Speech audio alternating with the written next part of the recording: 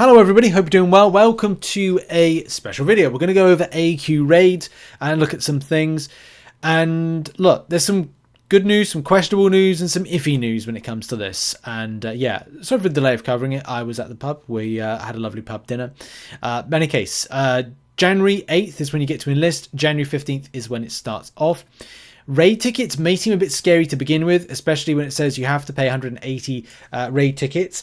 Map costs for 7 and 8 have been removed, but the raid map will require this new ticket type. There's a lot of, I think, confusion as to like how Kabam are explaining how AQ factors into this, and will it factor in any kind of great way. And what I mean by that is like when you look at the UI side of things, like does this factor into the like AQ UI, for example? So it'll look like this, and when you've got a calendar of setting out when you're going to raid, for example, because I'm not 100% sure on this, because in effectiveness to this, you're like going like this, okay, like this factors into the raid side of things. Is this, especially because you're looking at like, okay, well, you raid on these days, which you can see part of the UI here, so it looks like it does blend in, where you need a certain amount of raid tickets for it. And especially the scary thing is going, okay, well, I need 180.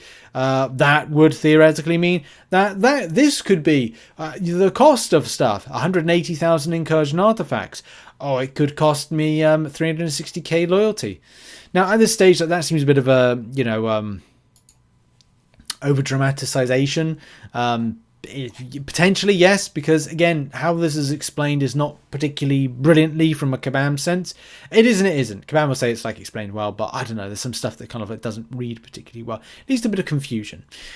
Players must pay their own way into the raid map. The cost to enter is not shared across all battle groups. They can be purchased with a variety of currencies, the same way you could purchase Alliance tickets previously. For the first raid, you'll be provided with raid tickets. For some is for free. Then, raid tickets can be accumulated by map 6 to 8 exploration rewards. Each time you explore a map fully, you'll gain the following amounts of raid tickets, which is that per week. So it kind of brings down what would be a theoretical scary cost for stuff. So you might say, okay, well, it's 180 tickets per week, but actually it's reduced down by 30, depending if you're doing map 8 or, you know, 24 off maps. So it could be a little bit less than the scary numbers that we see right here, or it could be exactly the same, and in which case we've got a problem, because then it's Kabam taking away the ability for, you know, free to play to get access to stuff for incursion artifacts. Oh, I need 400k to get my 7-star, because this is going to be this is a good opportunity for me to pick up a 7-star crystal from the incursion artifacts. And the same situation for loyalty. Oh no, the situation's changed and it will take from you. That's how it kind of feels like it is, but that doesn't necessarily you know, state that that's going to be the case. This is where we need a bit more kind of confirmation from Kabam on the particular subject, or I need to read on more.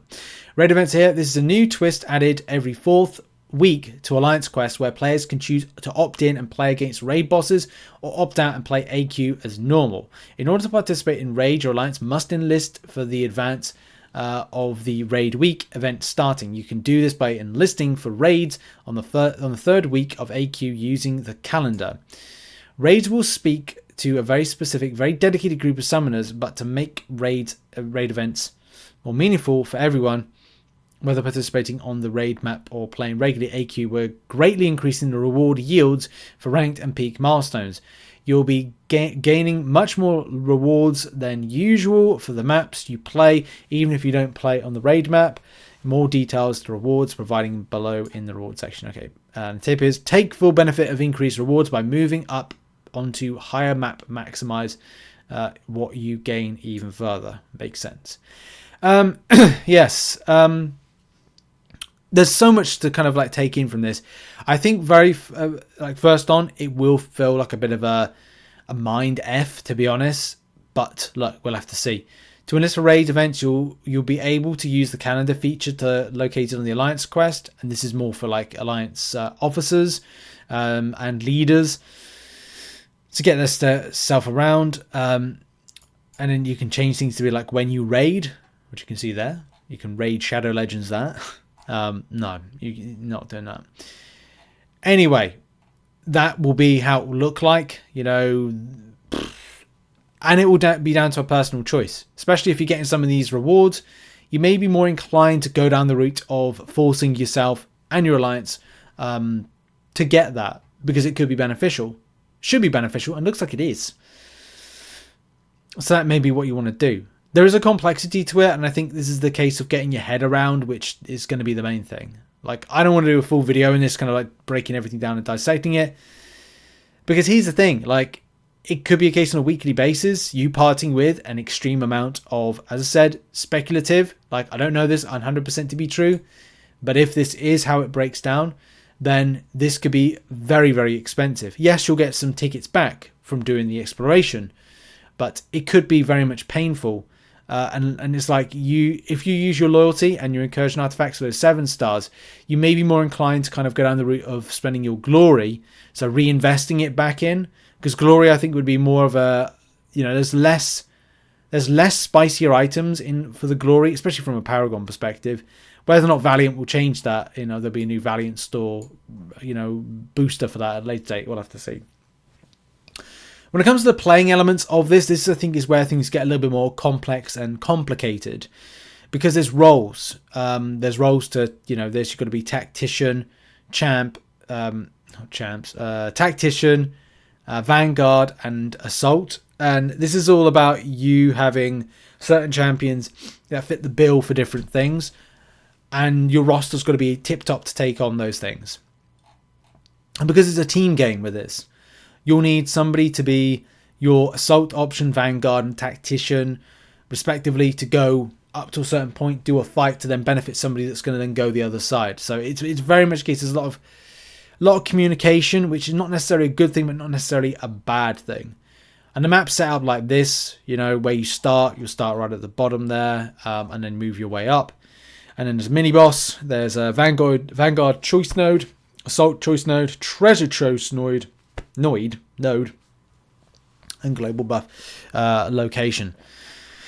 Things that benefit each individual things. So each role supports one another. Once you start to build at role charges, your main goal is to gather as many charges as possible for alliance teammates, so they can maximize damage more details. Blah blah blah blah.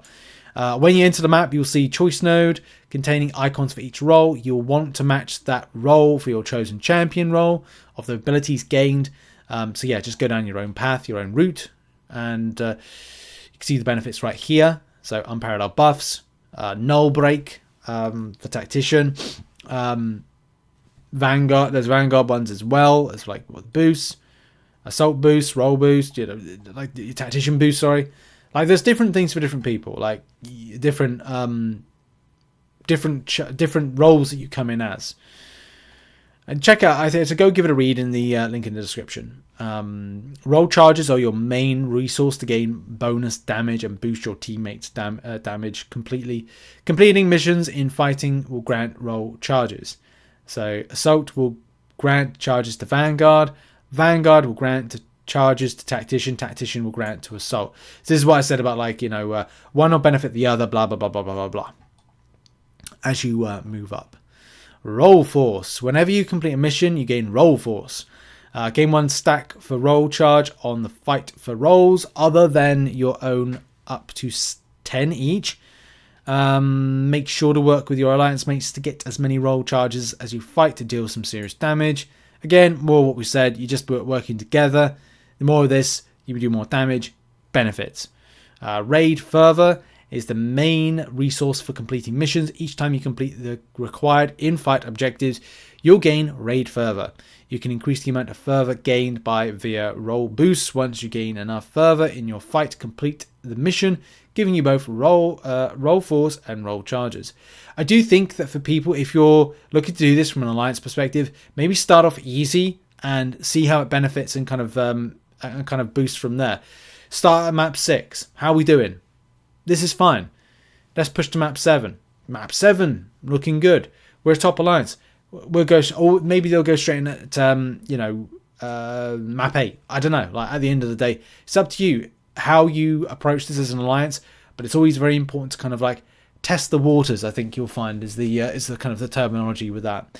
Unique boss buffs. Each boss shares some buffs, while some custom buffs make each fight unique below each type of buff and how they work.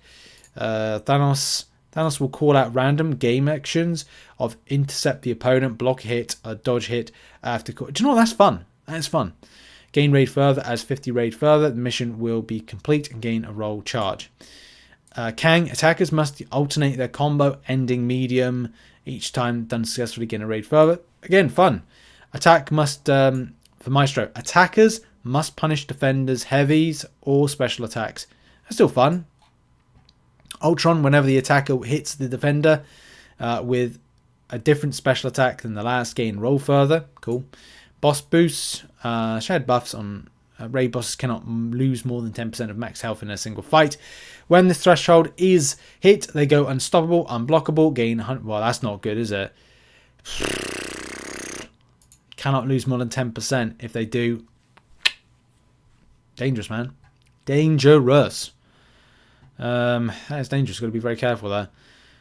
Each row of... And there's influence buffs. These buffs are shared between some bosses to the difficulty of each fight as you progress down the lane. Each row of bosses adds up to influence buff, starting with strength, puncture, then dire, and is listed there. I'm not going to read them all out. Challenge buffs. The following buffs live on all bosses on the map. Defender is more likely to activate SP1, SP2, and third special attack has been activated. And it's kind of like, this is the raid interactions flowchart. Pick your role, pick your champion, move to assigned path, pick role boost, enter fight, build up bonus effects from role boost, complete missions to gain raid further, gain role force, gain role charges. That's great. Nice and simple. And here's the thing, if you're a tactician, you selected Hulkling. Move to Thanos boss, pick super buffs, enter fight. Build up intensify buffs, intercept, block or dodge hits to gain further. Gain roll force or gain roll charges. Or gain both. I don't know, something like that. Map updates. Fixed points scoring defeated opponents on the quest board. Final bosses are being returned with less attack. This changes to permanent moving forward. So these are AQ map changes. Nerfed. Act 8 nerfed in some degree. And rewards update. General rewards changes. Compress rank rewards and peak milestone points by half for AQ, so it's easier to pass. So it would be better with our system moving forward. Okay. Raid week map rewards, Paragon rewards, 7,500 7-star shards. Nice. That's nice. And did they normally give out that before? Nice. Thank you. And then a further kind of a flurry of things like raid week. There's, depending on where you fall and where you are, like that's the thing. Like you don't know where you're going to be. You could be right down the bottom there. Could be not. What are they giving out? Look, you want to be in that top kind of like 1,700 bracket because you actually get some of the stuff that's kind of meta. So yeah, you want to be meta. That doesn't look too spicy, except for the fact there's tier 4 alpha catalysts for those that are in the top 10 of alliances. So there you go. I guess it's worth doing. It just doesn't look like it's super spicy. I thought it did, but I guess it's not as spicy as maybe you'd like it to be. In any case, we'll have to see. We'll have to see about that. That's not a huge amount of tier 6 basic as well. It must be a case they're easier to do, because otherwise the rewards just don't look as appealing as I thought they would. Do, unless they're in here. What are they saying? They're saying like raid week peak milestones, and it says non-raid week comparison. So if you're in a non-raid week, like you benefit. Anyway, under the old points, 2 billion. Is it 2 billion? No, it's 2 billion. Yeah, against 1 billion, and glory, higher-ish. In any case, there's a lot to this that meets the eye. Go and check out the link in the description for it. There's a list of some of the champions that are Vanguard, Assault, and Tactician, and champion pools as well have been added to it. So yeah, interesting. There's a lot to take in. I don't want to talk about it too much because I think we've gone over it in to the greatest degree without having to bore everybody with it. I think this is going to be interesting. The rewards don't look super spicy, super interesting and super relevant, but I could be wrong in kind of that assumption. It just looks like to me that it's not. I really hope that the spend when it comes to the tickets isn't as much as what we've kind of like hypothesized here. But as I said, like there is that kind of like you do get tickets by exploring, but it's not. It wouldn't be very much off this. It would be like saying, right, well, it's 300k or something like that, on a little bit less than that actually, to this. So it's not like a huge amount of difference. But we'll have to see. Like I'm up for a bit of fun and a bit of changes and spicing it up. But it's a case of like, how well are these actually kind of like rewarded? How interesting is this? Thoughts on this in the comment section, by the way, as to how you feel about this. And make sure to check out some other content located on screen. I'll see you in the next one. Bye bye.